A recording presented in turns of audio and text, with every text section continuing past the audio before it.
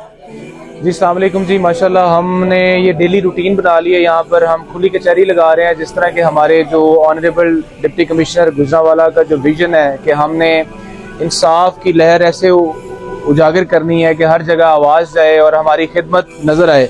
जो honourable CM का, हमारे मरीम नवाज साहिबा का जो विज़न है कि हमने आवाम के लिए मसाइल हल करने के लिए, उनके लिए आसानियाँ पैदा करने के लिए खुली कचहरी का इनेकाद किया है और रोज़मर्रा की रूटीन में हम लोगों के मसाइल सुन रहे हैं और उनका हम हल भी कर रहे हैं फौरी।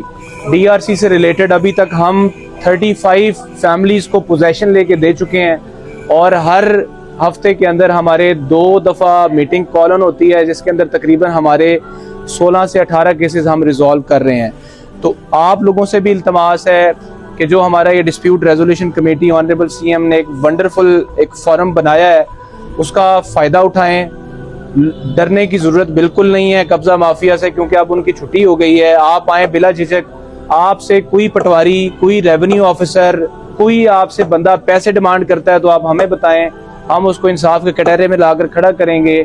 और यहाँ पर बेशुमार इस टाइम एग्जाम्पल सेट मौजूद हैं, लोग आपके सामने मौजूद हैं कि लोग तभी आते हैं जब उनको इंसाफ नज़र आ रहा होता है कि इंसाफ मिल रहा है। और हमारे लिए एक जो जज्बा है खिदमत का, तो वो इससे बड़ी कुछ दूसरी चीज़ ही नहीं है। जो हमारा असल पर्पज़ है सिविल सर्विस का, वो यही है कि आप लोग जब हमसे खुश हो जाएंगे, आप लोगों को जब हम इंसाफ देंगे, तो हम सिर्फ इस जगह पे अपने मनसब को नहीं संभाल रहे, हमारा असल जो आखिरत का मंजर है हम उसको भी संभाल रहे हैं कि अल्लाह के हजूर जब हम जाएंगे तो मालिक हकीकी पूछेगा कि हाँ भाई, दुनिया के अंदर मैंने आपको एक मनसब दिया था, मैंने आपको हुक्मरानी का एक सेटअप दिया था, आपने मुझे बताओ कि कितने लोगों को इंसाफ दिया।